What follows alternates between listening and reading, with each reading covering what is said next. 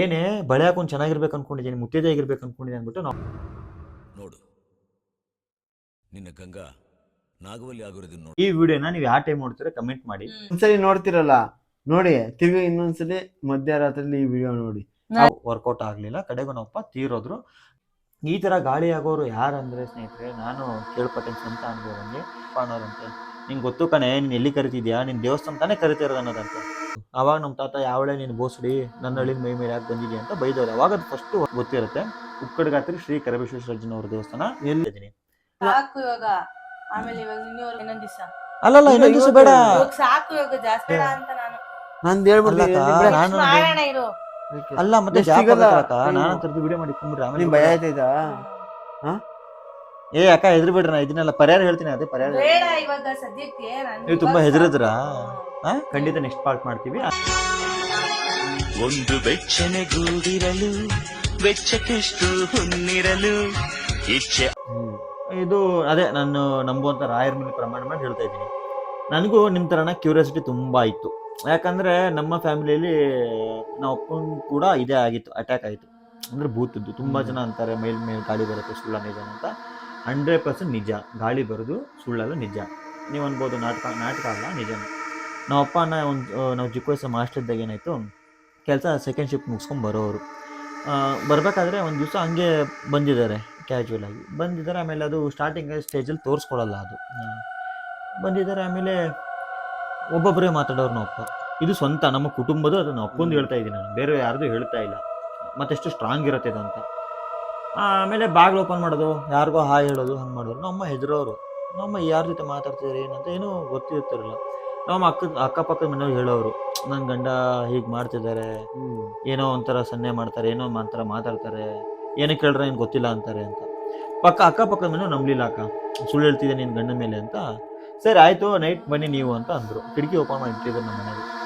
ಅಕ್ಕಪಕ್ಕದ ಮನೆಯವ್ರು ಬಂದು ಒಂದು 11 ಹೆಂಗೆ ಬಗ್ಗೆ ನೋಡ್ತಾ ಇದ್ರು ಕಿಟಕಿಯಿಂದ. ನಮ್ಮಪ್ಪ ಬೇರೆ ಥರ ಭಾವ ಚೇಂಜ್ ಆಗೋದು ಗೊತ್ತಾದ್ಮೇಲೆ ಅವಾಗ ನಂಬಿದ್ದಾರೆ, ಅವರಲ್ಲಿ ನಂಬಿರಲಿಲ್ಲ. ಒಂದು ಸತಿ ಏನಾಗಿದೆ, ನಮ್ಮ ಮನೆಗೆ ನಮ್ಮ ತಾತ ಅಂದರೆ ನಮ್ಮ ತಾಯಿಯವ್ರ ತಂದೆ ಊರಿಂದ ಬಂದಿದ್ದಾರೆ, ಮಗಳ ಮನೆಗೆ ಅಂತ ಬಂದಿದ್ದಾರೆ, ನಮ್ಮನ್ನು ಮಾತಾಡ್ಸ್ಕೊಂಡು ಹೋಗೋಣ ಅಂತ. ನಮ್ಮ ತಾತ ಊಟಕ್ಕೆ ಕೂತಿದ್ದಾರೆ.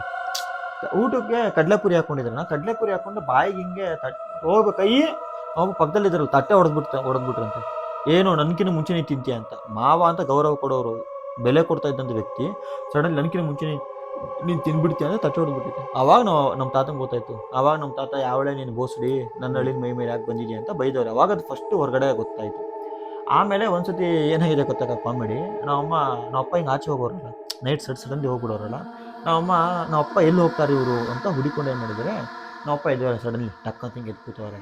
ಆಚೆ ಹೋಗೋದು ನೋಡೋರು ನಮ್ಮಮ್ಮ ಕ್ಯೂರಿಯಾಸಿಟಿಯಿಂದ ನಮ್ಮ ಅಪ್ಪನ ಹಿಂಗೆ ಹೋಗೋರು. ಅಂದರೆ ಒಂದು ಹೆಜ್ಜೆ 2 ಅಡಿಗೆ ಇಡೋರಂತೆ ನಮ್ಮಪ್ಪ, 2 ಅಡಿ 3 ಅಡಿಗೆ ಇಡೋರಂತೆ.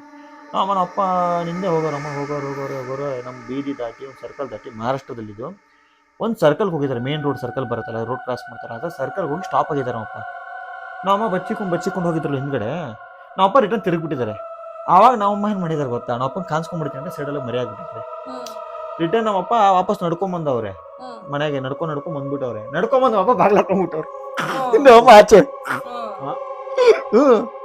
ಆಮೇಲೆ ನಮ್ಮ ಒಳಗೆ ಬರಲೇಬೇಕಲ್ಲ, ಬಾಗಿಲು ತೆಗೆದ್ರೆ ಅಂತ ನಮ್ಮಮ್ಮ ರೀ ಬಾಗಿಲು ತೆಗೀರಿ ಅಂತ. ನಮ್ಮಪ್ಪ ಬಾಗಿಲು ತೆಗೆದು ಇಷ್ಟೊತ್ತಿಗೆ ಆಚೆ ಹೋಗಿದೆ ಅಂತ ಕೆನ್ನೆ ಹೊಡೆದ್ಬಿಟ್ಟವ್ರೆ. ಅಂದ್ರೆ ನಮ್ಮ ಅಪ್ಪನಿಗೆ ಅದು ಗೊತ್ತಿಲ್ಲ. ಇದು ತುಂಬಾ ಜನ ವಿಡಿಯೋ ನೋಡೋರು ಸುಳ್ಳು ಅಂತ ಅನ್ಕೋಬೋದು, ನಿಜ ಅನ್ಕೋಬೋದು. ಬಟ್ ಸ್ವಂತ ನಿಮ್ಮ ಕುಟುಂಬದಲ್ಲಿ ಫ್ರೆಂಡ್ಸ್ ಸರ್ಕಲ್ ಯಾರಾದ್ರೂ ಅನುಭವ ಆಗಿರೋದು ಇದ್ರ ಬಗ್ಗೆ ಗೊತ್ತಿರುತ್ತೆ. ಈ ಎಕ್ಸ್ಪೀರಿಯನ್ಸ್ ಆಗಿದ್ರೆ ನಂಬ್ಸಕ್ಕಾಗಲ್ಲ. ಅವ್ರವ್ರು ಇಷ್ಟ ಆದ ನಂಬಿಕೆ, ಅವ್ರವ್ರ ವಿವೇಚನೆಗೆ ಬಿಟ್ಟಿದ್ದದು. ನಾವು ನಂಬಲಿ ಅಂತ ಹೇಳ್ತಾ ಇರೋದು, ನಮ್ಮ ಅನುಭವಗಳು ಹೇಳ್ತಾ ಇದ್ದೀವಿ. ಯಾಕೆ ಚಿಕ್ಕ ಮಕ್ಕಳು ಕೂಡ ನಮ್ಮ ವಿಡಿಯೋ ನೋಡೋದ್ರಿಂದ ನಾವು ಅದನ್ನು ಗಮನದಲ್ಲಿ ಇಟ್ಕೊಂಡಿದ್ದೀವಿ. ಆಮೇಲೆ ಏನಾಯ್ತಕ್ಕ, ಅಂದ್ರೆ ಹಿಂದೂ ಟೆಂಪಲ್ಸ್ ಕರ್ಕೊಂಡು ಹೋಗೋರಂತೆ. ಮುಸ್ಲಿಮ್ಸ್ ಅಲ್ಲಿ ದರ್ಗಾಗಳು ಜಾಸ್ತಿ ಹೋಗ್ತಾರೆ. ನಮ್ಮ ಮಹಾರಾಷ್ಟ್ರದಲ್ಲಿ ಮೀರಾ ಸಾಬ್ ದರ್ಗಾ ಅಂತ ತುಂಬ ಫೇಮಸ್ ಅದು. ನಮ್ಮ ಅಮ್ಮ ಬಂದ್ಬಿಟ್ಟು ಕ್ಯಾಜುವಲ್ ನಮ್ಮ ಅಪ್ಪನ ಕರೆದ್ರಂತೆ. ಯಾರೋ ಸಜೆಷನ್ ಮಾಡಿದ್ರು ಅಮ್ಮಗೆ, ಇಂಥ ದರ್ಗಕ್ಕೆ ಕರ್ಕೊಂಡು ಹೋಗಿ ನಿಮ್ಗೆ ಸರಿ ಹೋಗುತ್ತೆ ಅಂತ. ಆ ದರ್ಗದ ವಿಶೇಷ ಏನಪ್ಪ ಅಂದರೆ, ಯಾರಾದರೂ ಅಲ್ಲಿ ಗಾಳಿ ಭೂತ ಇದ್ದವರಾದರೆ ಅಲ್ಲಿ ಆ ದರ್ಗಕ್ಕೆ ಬಂದ ತಕ್ಷಣ ಓಡೋಗ್ಬಿಟ್ಟು ಮರ ಹತ್ತು ಬಿಡ್ತಾರೆ ಆ ದರ್ಗಾದಲ್ಲಿ. ಆಮೇಲೆ ಮಹಾರಾಷ್ಟ್ರ ಮೀರಜಲ್ಲಿ ಮೀರಜದ್ದು ದರ್ಗಾ ತುಂಬ ಫೇಮಸ್ಸು. ಮತ್ತು ಆ ದರ್ಗಕ್ಕೆ ಎಂಟ್ರಿ ಆದ ತಕ್ಷಣ ಗಾಳಿ ಬಿಟ್ಬಿಡುತ್ತೆ. ತುಂಬ ಜನ ಏನು ಮಾಡ್ತಾರೆ ಅಂದರೆ, ಗಾಳಿ ಸೇರ್ಕೊಂಡಿರೋ ಆ ಗಾಳಿ ಬಿಡೋವರೆಗೂ ಅಲ್ಲೇ ಬಿಡ್ತಾರೆ ಅವ್ರನ್ನ. ಒಂದು 4 ದಿವಸ, 1 ವಾರ, 15 ದಿವಸ. ರೀಸನ್ ಸ್ನೇಹಿತರೆ ಏನಪ್ಪ ಅಂದರೆ, ಈ ಭೂತಗಳು ಮತ್ತು ಗಾಳಿಗಳು ದೇವಸ್ಥಾನ ಮತ್ತು ಮಸೀದಿಗಳಲ್ಲಿ ದರ್ಗಾಗಳಿಗೆ ಬಂದ ತಕ್ಷಣ ಮಾಡ್ತಾ ಗೊತ್ತಾ, ದೇವಸ್ಥಾನ ಎಂಟ್ರಿ ಆದ ತಕ್ಷಣ ಆಚೆ ಉಳ್ಕೊಂಡ್ಬಿಡ್ತಾವಂತ ಕವು. ಅಂದರೆ ನಿಮ್ಮ ಬಾಡಿಯಿಂದ ಆಚೆ ಹೋಗ್ಬಿಡ್ತವೆ. ನೀವು ಆ ದೇವಸ್ಥಾನದಲ್ಲಿ ಮತ್ತು ದರ್ಗಾದಲ್ಲಿ ಇರೋವರೆಗೂ ನಿಮ್ಮನ್ನ ಸುಳಿಯಲ್ಲ, ನಿಮ್ಮನ್ನು ಮುಟ್ಟಲ್ಲ. ಮತ್ತೆ ಏನು ಮಾಡ್ತಾವೆ ಗೊತ್ತಾ, ವಾಪಸ್ ನೀವು ರಿಟರ್ನ್ ಬರ್ಬೇಕಾದ್ರೆ ನಿಮ್ಮ ಜೊತೆ ಬಂದ್ಬಿಡ್ತಾವಂತೆ.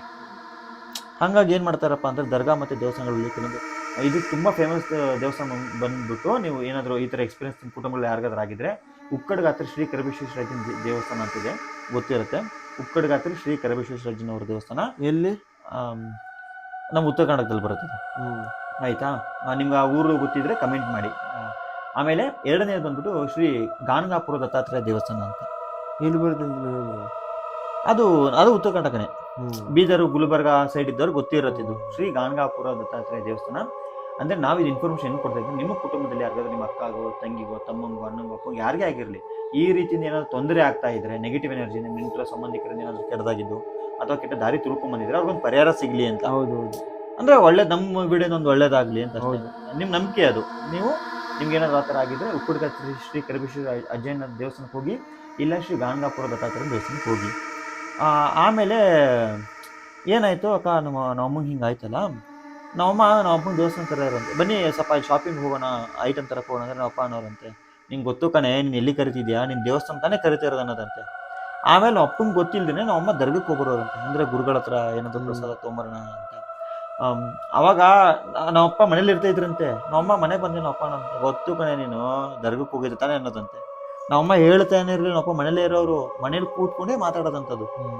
ಮತ್ತು ನಮ್ಮಪ್ಪಂಗೆ ಜಸ್ಟು ಬರ್ತಾಯಿದ್ದ ಲ್ಯಾಂಗ್ವೇಜ್ಗಳು ಬಂತು, ಮರಾಠಿ, ಹಿಂದಿ, ಇಂಗ್ಲೀಷು, ಕನ್ನಡ, ಇಷ್ಟು ಲ್ಯಾಂಗ್ವೇಜ್ ಬರ್ತಾಯಿತ್ತು.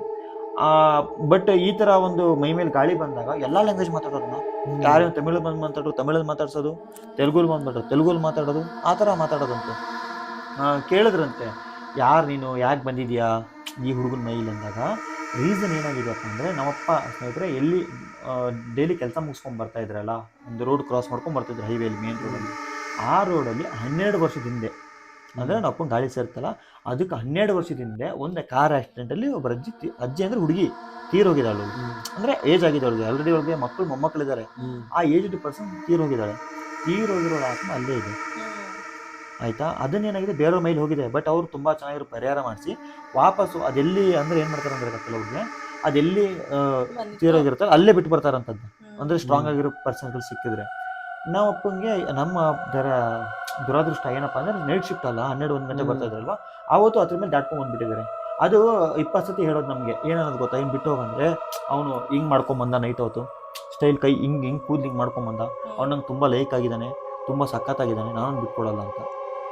ಅಂದರೆ ಹೇಗೆ ಗೊತ್ತಾಕ, ಈ ಗಾಡಿಗಳಲ್ಲಿ ಗಂಡು ಭೂತ ಇರ್ತಲ್ಲ, ಹೆಣ್ಣಿನ ಮೈ ಸೇರಬಾರ್ದು, ಅಥವಾ ಹೆಣ್ಣಿದ್ರೆ ಗಂಡಿನ ಮೈ ಮೇಲೆ ಸೇರಬಾರ್ದು ಅಂತ. ರೀಸನ್ ಏನಪ್ಪ ಅಂದರೆ ಸ್ಟ್ರಾಂಗಾಗಿ ಹಿಡ್ಕೊತಾರೆ, ಬಿಡಲ್ಲ, ಬೇಗ ಬಿಟ್ಟು ಹೋಗಲ್ಲ. ಗಂಡಿನ ಮೇಲೆ ಗಂಡು ಸೇರಿದ್ರೆ ಬೇಗ ಬಿಟ್ಟು ಹೋಗುತ್ತೆ, ಹೆಣ್ಣಿನ ಮೇಲೆ ಹೆಣ್ಣು ಸೇರಿದ್ರು ಕೂಡ ಬೇಗ ಬಿಟ್ಟು ಹೋಗುತ್ತೆ. ಬಟ್ ಆಪೋಸಿಟ್ ಡೈರೆಕ್ಷನ್ ಸೇರಿಕೊಂಡ್ರೆ ಬಿಡೋದು ತುಂಬ ಕಷ್ಟ.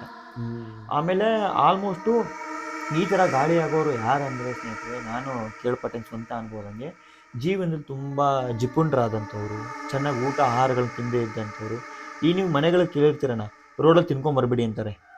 ನಮ್ಮ ಹಳ್ಳಿಗಳ ಸೈಡ್ ಆಗಲಿ ಅಂತಾರೆ, ದಾರಿಲಿ ತಿನ್ಕೊಂಬರ್ಬೇಡ ಊಟನ, ಬಾಯಿಗೇನು ಹಾಕೊಂಬರ್ಬೇಡ, ಮನೆಗೆ ಬಾ, ಕೈಕಾಲು ಮಕ್ಕೋ ತಿನ್ನು ಅಂತ.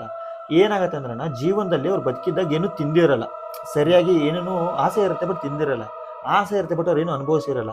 ಬಟ್ ಅವ್ರು ತೀರೋದ್ಮೇಲೆ ಏನಾದ್ರು ಗೊತ್ತಾ, ಆ ಥರ ತಿನ್ಕೊಂಡು ನಡ್ಕೊಂಡು ಹೋಗೋರು ನೋಡಿದ್ರೆ ಅವ್ರು ಹೋಗಿ ಸೇರ್ಕೊಂಡ್ಬಿಡ್ತಾರಂತೆ ತಿನ್ನೋಕ್ಕೋಸ್ಕರ. ಹಂಗಾಗಿ ರೋಡಲ್ಲಿ ಯಾರು ತಿನ್ಕೊಂಡು ಹೋಗ್ಬಾರ್ದು ಅಂತ ಒಂದು ಹಳ್ಳಿ ಸೈಡ್ ಮಾತಿದು. ಆಮೇಲೆ ಹಿಂಗೆ ಮಾಡ್ತಾ ಇತ್ತಾನ ಇದು ಗಾಳಿ, ಅಂದರೆ ನಪ್ಪಂಗೆ ತೊಂದರೆ ಕೊಡೋದು, ಹಿಂಗೆ ಮಾಡೋದು. ಆಮೇಲೆ ನಾವು ಅಮ್ಮಂಗೆ ಅನ್ನೋದಂತೆ ಬಂದು ಯಾವಾಗಲೂ, ಇನ್ನೊಂದು 2 ವರ್ಷ ನೀನು ಗಂಡಿನ ಕರ್ಕೊಂಡು ಹೋಗ್ಬಿಡ್ತೀನಿ, ಇನ್ನೊಂದು ಸ್ವಲ್ಪ ದಿನ ನೀನು ಗಂಡಿನ ಕರ್ಕೊಂಡು ಹೋಗ್ತೀನಿ ಅಂತ. ನಮ್ಮಮ್ಮ ಎಲ್ಲ ದೇವಸ್ಥಾನಗಳಿಗೆ ಹೋದರು, ಆಮೇಲೆ ಎಲ್ಲ ಥರ ತೋರಿಸಿದ್ರು. ಬಟ್ ಅದಕ್ಕೆ ಪರಿಹಾರ ಆಗಲಿಲ್ಲ, ಅದು ತುಂಬ ಕಾಟ ಕೊಡ್ತು. ಆಮೇಲೆ ಒಂದು ಸತಿ ಏನಾಯಿತು, ನಾವು ಮಹಾರಾಷ್ಟ್ರದಿಂದ ಕರ್ನಾಟಕಕ್ಕೆ ಬಂದಿದ್ವಿ, ನಮ್ಮೂರು ಜಾತ್ರೆಗೆ ಬಂದಿದ್ವಿ. ವರ್ಷಕ್ಕೊಂದ್ಸತಿ ಜಾತ್ರೆ ಇದೆ ಜನವರಿಲಿ. ನಮ್ಮೂರು ಜಾತ್ರೆಗೆ ಬಂದಾಗ ಏನಾಯಿತು ಗೊತ್ತಾ, ನಾವು ಬಳೆ ಹಾಕ್ಸಿರ್ತಾರೆ. ನಮ್ಮೂರು ಸರಿ ತವ್ರ ಮನೆಗೆ ಹೆಣ್ಮಗಳು ಬಂದರೆ ಬಳೆಗಳು ಹಾಕ್ಸೋದು ಪದ್ಧತಿ ಅಲ್ವಾ. ಮನೆಯವರು ಜಾತ್ರೆಗೆ ಹೋಗಿ ಬಳೆ ಹಾಕ್ಸ್ಕೊಂಡಿದ್ದಾರಂತ. ಅಪ್ಪ ಮನೇಲೇ ಇದ್ರಂತೆ. ನಮ್ಮಮ್ಮ ಬಂದ ತಕ್ಷಣ, ಏನೇ ಬಳೆ ಹಾಕೊಂಡು ಚೆನ್ನಾಗಿರ್ಬೇಕು ಅಂದ್ಕೊಂಡಿದ್ದೀನಿ, ಮುಟ್ಟಿದೆ ಆಗಿರ್ಬೇಕು ಅಂದ್ಕೊಂಡಿದ್ದೀನಿ ಅಂದ್ಬಿಟ್ಟು ನಮ್ಮನ ಕೈ ಹಿಂಗಿಡಿದು ಟಲ್ ಅಂತ ಬಳೆ ಎಲ್ಲ ಹೊಡ್ಸ್ಬಿಡ್ತಂತೆ. ರಾತ್ರಿ ಹೊಡ್ಸ್ಬಿಡ್ತಂತೆ. ಹೊಡ್ಸ್ಬಿಟ್ಟು ಹೋಗಿ ಮಣಗ್ಬಿಟ್ರಂತೆ ನಮ್ಮಪ್ಪ. ಆಮೇಲೆ ಬೆಳಗ್ಗೆ ಎದ್ದು, ಏನೇ ನಿನ್ನ ಬಳೆ ಎಲ್ಲ ಹೊಡೆದಾಕಿದ್ಯಾ, ಏನು ಮಾಡ್ಕೊಂಡೆ ಅಂತ ಕೇಳ್ತಂತೆ ಬೆಳಗ್ಗೆ ನಮ್ಮಮ್ಮನಿಗೆ. ನಮ್ಮಮ್ಮ ನೀವೇಲ್ವೇನ್ರಿ ಬಳೆ ಹೊಡೆದಾಕಿದೆ ಅಂತ ಹತ್ಕೊಂಡು ಅಂದ್ರಂತೆ. ಆಮೇಲೆ ಮತ್ತೆ ಪುನಃ ನಮ್ಮನ್ನ ಮತ್ತೆ ಜಾತ್ರೆ ಕರ್ಕೊಂಡೋಗಿ ನಮ್ಮ ಅಪ್ಪ ಬಳೆ ಕೊಡ್ಸ್ಕೊಂಬಂದ್ರಂತೆ. ಆಮೇಲೆ ಅಕ್ಕ ಅವ್ರು ಆ್ಯಕ್ಚುಲಿ ಮಹಾರಾಷ್ಟ್ರದಿಂದ ನಮ್ಮ ಊರು ಟ್ರೈನಿಗೆ ಬಂದ್ರಲ್ವಾ, ಆ ಟ್ರೈನಿಗೆ ಬರಬೇಕಾದ್ರೂ ಕೂಡ ಅವ್ರು ವಿಂಡೋಸ್ ಹಿಂದೆ ಕೂತಿದ್ರು ಪಾಪ, ಒಂದೇ ಡೈರೆಕ್ಷನ್ ಅಂತಿದ್ರು. ಅಂದ್ರೆ ಅದು ಅಲ್ಲಿಂದ ಬಂದ್ಬಿಟ್ಟಿದೆ ಜೊತೆಗೆ. ಅವ್ರ ಪರಿಹಾರ ಸರಿಯಾಗಿ ಆಗಿಲ್ಲ ಊರಲ್ಲಿ. ಏನಕ್ಕಾಗಿಲ್ಲ ಅಂತ? ಯಾಕಂದ್ರೆ ನಮ್ಗೆ ಮಹಾರಾಷ್ಟ್ರದಲ್ಲಿ ನಮ್ಮ ರಿಲೇಟಿವ್ಸ್ ನೆಂಟರು ಯಾರು ಇರ್ಲಿಲ್ಲ, ನಮ್ಗೆ ಸಜೆಷನ್ಸ್ ಮಾಡೋರು ಇರಲಿಲ್ಲ. ಇಂಥ ಅಂದ್ರೆ ಅವಾಗ ದೇವ ಗೊತ್ತಿರ್ಲಿಲ್ಲ. ಹಾ, ಅಂದ್ರೆ ಸಣ್ಣ ಪುಟ್ಟ ಮಾಡಿದ್ರು ನಮ್ಮ ಅಮ್ಮ. ಆಮೇಲೆ ಬಂದ್ಮೇಲೆ ಏನಾಯ್ತು, ರಿಟರ್ನು ಅಲ್ಲಿಂದ ನಾವು ನಮ್ಮ ತಾಯಿ ತವ್ರ ಮನೆಗೆ ಹೋದ್ವಿ. ಬಾಗಲಕೋಟೆ ಅಂತ, ಅದು ಇಲ್ಕಲ್ಲು ನಮ್ಮ ತಾಯಿ ತವ್ರ ಮನೆ. ಅಲ್ಲಿ ನಮ್ಮ ಮಾವನ ಮಗಂದು ಜವಳ ಕೊಡೋದಿತ್ತು, ಅಂದರೆ ಮುಡಿ ಕೊಡ್ತಾರಲ್ಲ ಚಿಕ್ಕ ಮಕ್ಕಳಿಗೆ, ಅದಕ್ಕೋಸ್ಕರ ಹೋಗಿದ್ವಿ. ಅಲ್ಲಿ ನಮ್ಮದು ಮನೆ 2 ಫ್ಲೋರ್ ಇದೆ, ಕೆಳಗಡೆ ಮನೆ ಮತ್ತು ಮೇಲ್ಗಡೆ ಫ್ಲೋರ್. ಮೇಲ್ಗಡೆ ಫ್ಲೋರಲ್ಲಿ ನಮ್ಮ ಅಪ್ಪ ಇದ್ದಾಗ ಏನಾಯ್ತು ಗೊತ್ತಾನ, ಸಡನ್ಲಿ ನಮ್ಮ ಅಪ್ಪನಿಗೆ ದಡಲಿಲ್ಲ ಅಂತ ಬಿದ್ದರು. ಅಪ್ಪ ದಡಲ್ಲ ಅಂತ ಬಿದ್ದೋದ್ರು. ಏನಕ್ಕೆ ಬಿದ್ದರು ಅಂತ ಹೋಗಿ ನೋಡೋಷ್ಟರಲ್ಲಿ ನಮ್ಮ ಅಪ್ಪ ಅಂತವ್ರೆ ಎದುರು ಟ್ರೈ ಮಾಡ್ತಾರೆ, ಅಪ್ಪನ ಕಾಲು ಹೇಳಕ್ಕೆ ಬರ್ತಾ ಇಲ್ಲ. ಅಂದರೆ ಈ ಗಾಡಿಗಳು ಏನು ಮಾಡ್ತಾವಪ್ಪ ಅಂದರೆ ಸ್ನೇಹಿತರೆ, ಫಸ್ಟು ಯಾರಿಗಾದ್ರೂ ಮೈಲಿ ಸೇರ್ಕೊಂಡಾಗ ಚೆನ್ನಾಗಿ ಊಟ ತಿಂತಾರೆ. ನೀವು ಕತೆಗಳು ಕೇಳಿರ್ತಾರೆ ಯಾರಾದ್ರೂ ಹೇಳೋದು, ಅದು ಸೇರ್ಕೊಂಡು ತುಂಬ ಚೆನ್ನಾಗಿ ತಿನ್ನತ್ತಂತೆ. ನೀವು ಕೇಳಿದಲ್ಲಿ ತಿನ್ನತ್ತಂತೆ. ನಮ್ಮಮ್ಮನ ಹಾಗೆ ಮಾಡಿದ್ದಾರೆ, ಅದು ಕೇಳೋದಂತೆ. ಅಷ್ಟೆಲ್ಲ ಪಾತ್ರೆ ಅಡುಗೆ ಮಾಡ್ಕೊಂಡೋಗಿ ನಮ್ಮಪ್ಪ ದಾಟ್ಕೊಂಡ್ಬಂದಿದ್ದಾರಲ್ಲ, ಜಾಗ ಕೆಟ್ಟು ಬರೋದಂತೆ. ನನಗೆ ಊಟ ಕೊಟ್ಬಿಟ್ಟು ಹೊಂಟೋಗ್ತಿನ್ನೋದಂತೆ. ಚಿಕನ್ ಮಾಡ್ಸ್ಕೊಂಡು ತಿನ್ನೋದು, ಮಟನ್ ಮಾಡ್ಸ್ಕೊಂಡು ತಿನ್ನೋದು, ನನ್ನ ಬೇಕಾದ ಫುಡ್ ಎಲ್ಲ ಅದು ದೊಡ್ಡ ದೊಡ್ಡ ಡಬರೆ ಮಾಡ್ಸ್ಕೊಂಡು ತಿನ್ನೋದಂತನ. ಅಲ್ಲೋಗಿ ಇಟ್ಬಿಟ್ಟು ಬರೋ ಅಂತ ನಮ್ಮ ಖಾಲಿ ಆಗಿರ್ತಂತೆ ಬೆಳಗ್ಗೆಯಲ್ಲಿ. ಆದರೂ ಹೋಗ್ತಾ ಇರಲಿಲ್ಲ ಅಂತದ್ದು. ನಮ್ಮ ಹತ್ರ ಟ್ರೈ ಮಾಡಿದ್ರೆ ಬಟ್ ಅಲ್ಲಿ ಹೋಗಿಲ್ಲ ಅದು. ಆಮೇಲೆ ಇಲ್ಲೇನಾಯ್ತು, ನಮ್ಮ ಅಪ್ಪನ ಕಾಲು ಬಿದ್ದು ಹೋಗಿತ್ತಲ್ಲ, ಕಾಲು ಬಿದ್ದಿದ್ದಕ್ಕೆ ಏನಂದ್ರು ಡಾಕ್ಟ್ರು, ಪ್ಯಾರಲೈಸಸ್ ಆಗಿರ್ಬೋದು ಮೋಸ್ಟ್ಲಿ ಇವ್ರಿಗೆ ಅಂದ್ರಂತೆ. ಬಟ್ ನಮ್ಮ ಅಪ್ಪಂಗೆ ಅನುಭವ ಆಗ್ತಾ ಇದ್ದದು, ಅಂದರೆ ಕೆಳಗಡೆ ಕಾಲು ಡೇ 1 ಕಾಲು ಬಿತ್ತು, ಇನ್ನೊಂದು 3 ದಿನ ಬಿಟ್ಟು 2ನೇ ಕಾಲು ಬಿತ್ತು. ನಮ್ಮ ಅಪ್ಪಂಗೆ ಹೆಂಗೆ ಕೂತವ್ರನ್ನ ಕಾಲು ಹಿಂಗೆ ಐತೆ, ಎನರ್ಜಿ ಇಲ್ಲ ಕಾಲಲ್ಲಿ. ಬಟ್ ನಮ್ಗೆ ಗೊತ್ತದು ಸೈಂಟಿಫಿಕ್ ಆಗಿ ಅದನ್ನ ನೀವು ಗಾಳಿ ಭೂತ ಅಂತ ಹೇಳೋಕ್ಕಾಗಲ್ಲ. ಹಾಸ್ಪಿಟ್ಲ್ ಕರ್ಕೊಂಡು ಹೋಗೋದು ನಮ್ಮ ಕರ್ತವ್ಯ ಆಗಿದ್ದರಿಂದ ಅವರು ಪ್ಯಾರಲೈಸಸ್ ಅಟ್ಯಾಕ್ ಆಗಿರ್ಬೋದು ಅಂದರು. ನೆಕ್ಸ್ಟ್ ನಮ್ಮ ಅಪ್ಪಂಗೆ ಇಲ್ಲಿವರೆಗೂ ಸ್ವಾಧೀನ ಇಲ್ಲ, ಒಂದು ಕೈ ಇರ್ತಾ ಇಲ್ಲ. ಆವಾಗ ಒಬ್ಬರು ಬಂದು ಹೇಳಿದ್ರು, ನೀವು ನಾಟಿ ವೈದ್ಯರ ಹತ್ರ ಹೋಗಿ, ಅಂದರೆ ಈ ಥರ ಪ್ಯಾರಲೈಸಿಸ್ ಆಗಿರುತ್ತಲ್ಲ, ಈ ಥರ ನಿಮ್ಮ ಪರಿಹಾರ ಇದೆ, ಒಂದು ಜಾಗಕ್ಕೆ ಹೋಗಿ ಅಂತಂದು. ಆವಾಗ ನಮ್ಮ ಟ್ರೀಟ್ಮೆಂಟ್ಗಳಿಗೆ ದುಡ್ಡು ಇರಲಿಲ್ಲ. ನಮ್ಮ ಅಮ್ಮ ಏನು ಮಾಡಿದ್ರು, ಅವ್ರ ಹತ್ರ ಸ್ವಲ್ಪ ಒಡವೆ ಇತ್ತು, ನಮ್ಮಪ್ಪ ಮಾಡಿಸ್ಕೊಟ್ಟಿದ್ದು. ಆ ಕಿವಿ ಓಲೆ, ಆ ಚೈನ್, ಏನು ಒಡವೆ ಇತ್ತು ಆ ಒಡವೆನ ಆವಾಗಿನ ಕಾಲದಲ್ಲಿ ಹೇಗಂದ್ರೆ ಅಕ್ಕ, ಒಂದು ಊರಿಂದ ಇನ್ನೊಂದು ಊರಿಗೆ ಕರ್ಕೊಂಡು ಹೋಗ್ಬೇಕಂದ್ರೆ ಈಗಿನ ಥರ ಸ್ವಂತ ಓಲಾ, ಊಬರು, ಕ್ಯಾಬ್ಸ್ಗಳಿರಲಿಲ್ಲ. ಅಂದರೆ ಕಮರ್ಷಿಯಲ್ ವೆಹಿಕಲ್ಸ್ಗಳು ಯಾವುವು ಇರಲಿಲ್ಲ, ಅಂದರೆ ಕಾರ್ಸ್ಗಳು ಸ್ವಂತ ಇರಲಿಲ್ಲ. ಬಾಡಿಗೆ ಮಾಡ್ಕೊಂಡು ಹೋಗ್ಬೇಕು, ಮತ್ತು ಬಾಡಿಗೆ ತುಂಬ ಡಿಮ್ಯಾಂಡ್ ಇತ್ತು ಆವಾಗ. ನಾವು ಏನು ಮಾಡಿದ್ರಂತೆ, ಒಂದಿಷ್ಟು ದುಡ್ಡನ್ನ ಅರೇಂಜ್ ಮಾಡಿ ಅಂಬಾಸಿಡರ್ ಕಾರು ಬರುತ್ತಲ್ಲ, ಆ ಬಾಡಿಗೆ ಕೇಳಿದ್ರಂತೆ. ಅಂದರೆ ಟ್ರೀಟ್ಮೆಂಟ್ ಕೊಡ್ತಾರೆ, ನಾಟಿ ಔಷಧಿ ಕೊಡ್ಸೋಣ ಅಂತ, ಅಲ್ಲಿ ಹಾಸ್ಪಿಟ್ಲಿಗೆ ಅಲ್ಲಿ ಕರ್ಕೊಂಡು ಹೋಗೋಣ ಅಂತ. ಸಂಜೆ ಅವನು ಡ್ರೈವರ್ ಸಂಜೆ ಬಂದಂತೆ. ನಾನು ಚಿಕ್ಕೊಂಡಿದ್ದೆ ಅವಾಗ, ನನಗೆ ಗೊತ್ತು, ನಾನು ಚಿಕ್ಕೊಂಡಿದ್ದೆ. ನಮ್ಮ ಅಕ್ಕನಿದ್ರು, ನಮ್ಮಮ್ಮ, ನಮ್ಮ ಅಜ್ಜಿ, ನಮ್ಮ ತಂದೆ ಇದ್ದಾರೆ, ಅವ್ರ ತಾಯಿನೂ ಬಂದಿದ್ರು ಆ್ಯಕ್ಚುಲಿ. ಅಂಬಾಸಿಡರ್ ಕಾರಲ್ಲಿ ನಮ್ಮ ಅಪ್ಪನ ಹಾಕ್ಕೊಂಡು, ನಮ್ಮಪ್ಪ ಹಿಂದೆ, ಮತ್ತು ನಮ್ಮಮ್ಮ, ನಮ್ಮ ಅಜ್ಜಿ, ನಾನು, ನಮ್ಮ ಮಾವ, ಇಷ್ಟು ಜನ ಹೋಗ್ತಾ ಇದ್ವಿ. ನಮ್ಮ ಅಕ್ಕ ಇಷ್ಟು ಜನ ಅಂಬಾಸಿಡರ್ ಕಾರಲ್ಲಿ ಹೋಗ್ತಾ ಇದ್ವಿ.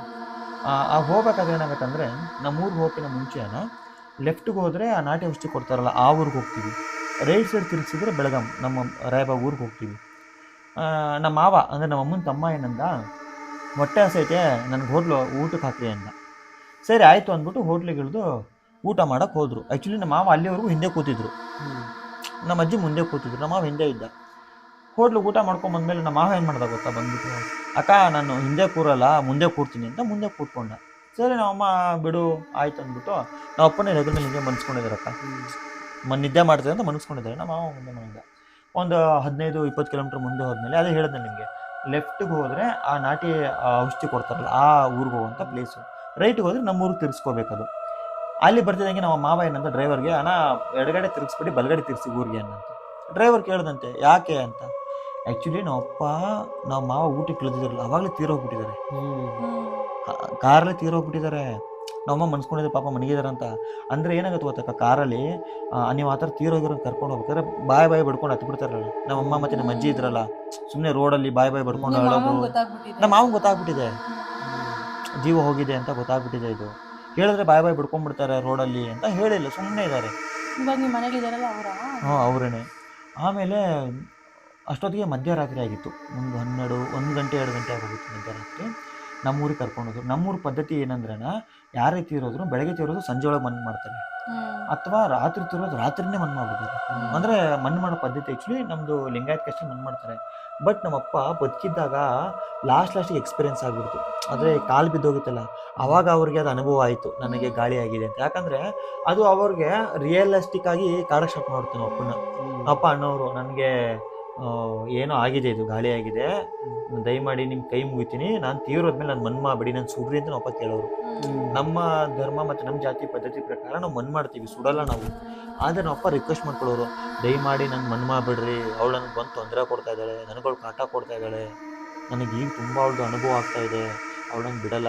ನಮ್ಮಮ್ಮ ಹಾಸ್ಪಿಟ್ಲ್ ತೋರಿಸೋರಲ್ಲ ಯಾವಾಗಲೂ, ಅಲ್ಲಿಗೆ ಹೋಗಿ ನಿಲ್ಕೊಂಡು ನಮ್ಮ ಅಪ್ಪ ನೋಡ್ತೆ, ಬೇಡ ನೀನು ಏನೇ ತೋರಿಸಿರೋಳು ನಾನು ಬಿಡಲ್ಲ, ಅವಳು ಆಲ್ರೆಡಿ ನಾನೆಲ್ಲ ತಿನ್ಕೊಂಡ್ಬಿಟ್ಟಿದ್ದಾಳೆ ಒಳಗಡೆಯಿಂದ, ನಾನು ಬಿಡ್ತಾ ಇಲ್ಲ ಅವಳು, ನನ್ನ ಕನ್ಸಲ್ಲೂ ಬರ್ತಾಳೆ, ಕನ್ಸಲ್ಲಿ ಬಂದು ನಾನು ಮಾತಾಡಿಸ್ತಾಳೆ, ಸುಮ್ಮನೆ ಹಾಸ್ಪಿಟ್ಲ್ಗಳು ತೋರಿಸಿ ನೀನು ದುಡ್ಡು ಹಾಳು ಮಾಡ್ಕೋಬೇಡ ಅಂತ ಅನ್ನೋರಂತೆ ಮಕ್ಕಳಿದ್ದಾರೆ. ಏಂತಕ್ಕೆ ಬಿಡಲ್ಲ, ಏಂತಕ್ಕೆ? ಅದೇ ಹೇಳಿದ್ನಲ್ಲ, ಹೆಣ್ಣಿನ ಮೇಲೆ ಗಂಡು ಬರಬಾರ್ದು, ಗಂಡಿನ ಮೇಲೆ ಹೆಣ್ಣು ಬರಬಾರ್ದು. ಅಂದರೆ ಅದಕ್ಕೊಂದಿಷ್ಟು ಟೈಮ್ ಅಂತ ಇರುತ್ತೆ, ಅದು ಮೀರೋದ್ಮೇಲೆ ಬಿಡಲ್ಲ ನಿಮಗೆ. ಅಂದರೆ ಫಸ್ಟು ನೀವು ನಿಮ್ಮನ್ನ ಫುಡ್ಡು ತಿನ್ನತ್ತೆ ಚೆನ್ನಾಗಿ, ಫುಡ್ಡು ನೀವು ಮಾಡಿ ಇಷ್ಟಪಡೋ ಫುಡ್ಡಲ್ಲಿ ತಿನ್ನತ್ತೆ, ಫುಡ್ ಆದ್ಮೇಲೆ ಮನುಷ್ಯನ ತಿನ್ನೋ ಸ್ಟಾರ್ಟ್ ಮಾಡತ್ತದು. ಅಂದರೆ ಅದಕ್ಕೇನು ಗೊತ್ತಾನ, ಈ ಆತ್ಮಗಳಿಗೆ ಈ ಭೂತಗಳಿಗೆ ಒಂದು ಲೋಕ ಅಂತ ಇರುತ್ತೆ, ಅದಕ್ಕೆ ಪಾರ್ಟ್ನರ್ಸ್ ಬೇಕು ಯಾರಾದ್ರ ಜೊತೆಗೆ. ಅದು ಬೇಕಂದ್ರೆ ನಿಮ್ಮನ್ನು ಕರ್ಕೊಂಡು ಹೋಗ್ಬೇಕು, ನಿಮ್ಮನ್ನು ಮುಗಿಸ್ಬಿಟ್ಟೆ ಕರ್ಕೊಂಡು ಹೋಗ್ಬೇಕು. ಇದು ನನ್ನ ಸ್ವಂತ ಅನುಭವ, ನನ್ನ ತಂದೆ ಜೊತೆ ಆಗಿದ್ದು.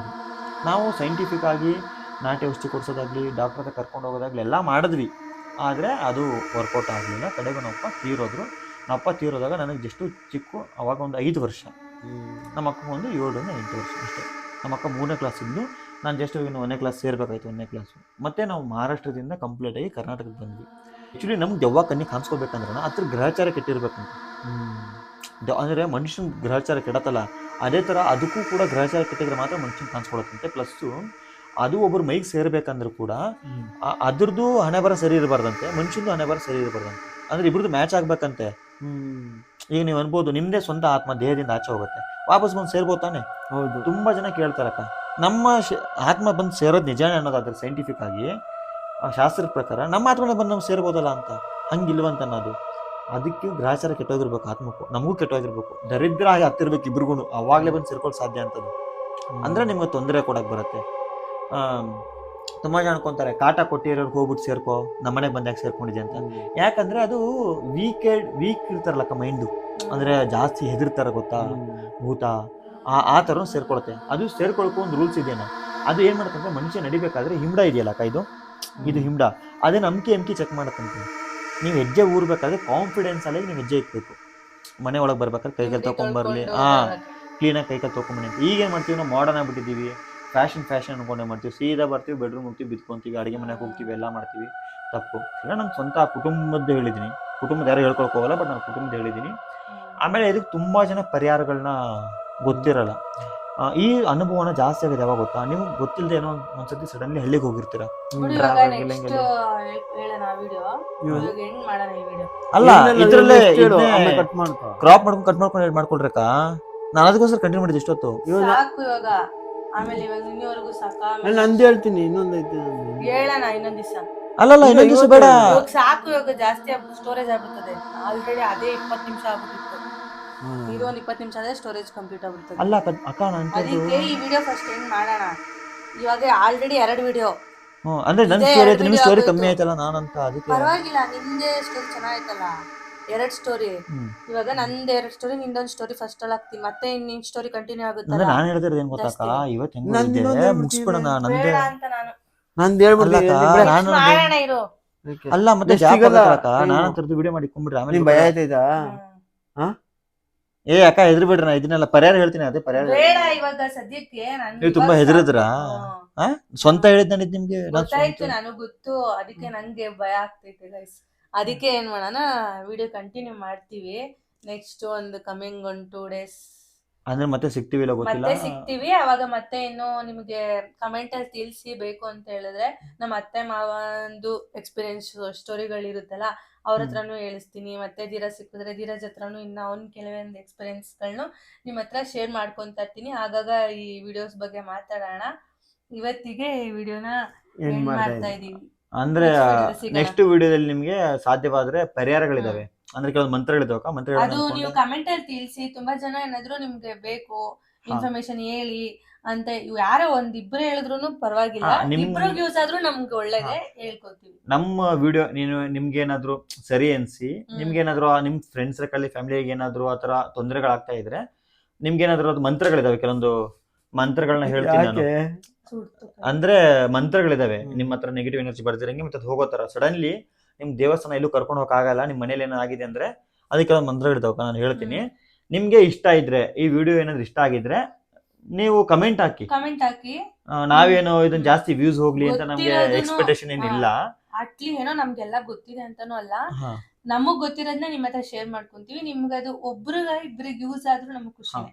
ಒಬ್ರಿಗೆ ಯೂಸ್ ಆದ್ರೂ ಖುಷಿ. ಒಂದು ಕಮೆಂಟ್ ಕೂಡ ಪರಿಹಾರ ಬೇಕು ಅಥವಾ ಅದು ಕಮೆಂಟ್ ಮಂತ್ರ ತಿಳಿಸಿ ಅಂತ ಹೇಳಿದ್ರೆ ಖಂಡಿತ ನೆಕ್ಸ್ಟ್ ಪಾರ್ಟ್ ಮಾಡ್ತೀವಿ. ಅಂದ್ರೆ ನಮ್ಮ ಅಕ್ಕ ಸ್ವಲ್ಪ ಈ ಮಧ್ಯರಾತ್ರಿ 1 ಗಂಟೆ ಆಗಿದೆ ನಾವು ಮಾಡ್ತಾ ಇರೋದು, ಯಾಕಂದ್ರೆ ನಿಶ್ಶಬ್ದವಾಗಿರ್ಲಿ ಅಂತ ಈಗ ಮಾಡಿದ್ವಿ. ಯಾಕಂದ್ರೆ ಒಂದು 7-8 ಗಂಟೆಗೆ ಜನ ಗಿಜಿ ಬಿಜಿ ಹೌದು ಅಂತ ಅಂತಿರ್ತಾರೆ. ಇರ್ತಾರೆ. ಹಂಗೂನು ಸ್ವಲ್ಪ ಗಾಡಿಗಳು ಓಡಾಡ್ತಾನೆ ಇತ್ತು ನಾವು ನಾವು ಸ್ಟಾರ್ಟ್ ಮಾಡಿದಾಗ, ಯಾಕಂದ್ರೆ 12 ಗಂಟೆ ಆಗಿತ್ತು, 11:30 ಆಗಿತ್ತು. ಸುರಿಸ್ತಿದೆ ಕಾಲ್ ಮೇಲೆ.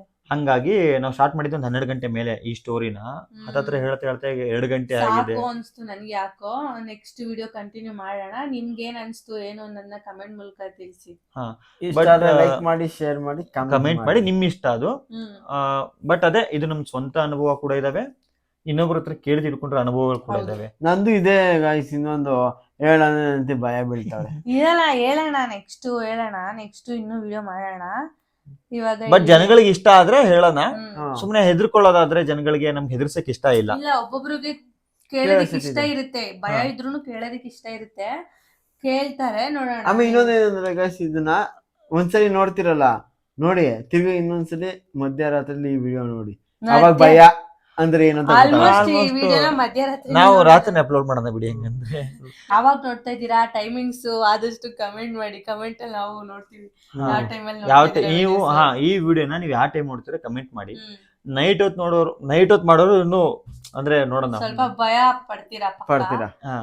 ಬೆಳಿಗ್ಗೆ ಹೊತ್ತು ನೋಡೋರು ಸ್ವಲ್ಪ ಕೇಳಿಸ್ಕೊತಾ ಇದ್ದಾಗ ಸ್ವಲ್ಪ ಭಯ ಆಗುತ್ತೆ, ರಾತ್ರಿ ನೆನೆಸ್ಕೊಳಕ್ ಸ್ವಲ್ಪ ಭಯ ಆಗ್ಬೋದು ಅಷ್ಟೇ. ಅಂದ್ರೆ ಏನ್ ಗೊತ್ತಾ ಗೈಸ್, ಯಾವುದೇ ನಿಮ್ಗೆ ಹಾರರ್ ಸ್ಟೋರಿ ಕೇಳ್ಬೇಕು ಅಂದ್ರೆ ನೀವು 10 ಗಂಟೆ ಮೇಲೆ ಕೇಳ್ಬೇಕು, ಅವಾಗ ನಿಮ್ಗೆ ಆ ಅನುಭವ ಆಗುತ್ತೆ. Guys, ಈ ವಿಡಿಯೋನ ಇಲ್ಲಿಗೆ end ಮಾಡ್ತಾ ಇದ್ದೀವಿ. ಇದ್ದೀವಿ. Thank you for watching. Next video ಜೊತೆ ಸಿಗೋಣ. ಬಾಯ್ ಬಾಯ್ ಬಾಯ್. ಅಲ್ಲಕ್ಕ ಈಗ್ಲೇ ಮಾಡ್ಕೊಂಡ್ಬಿಡ್ರಿ ಅಕ್ಕ. ಯಾಕೆ ಯಾಕೆ? ಭಯ ಹೋಯ್ತಾ?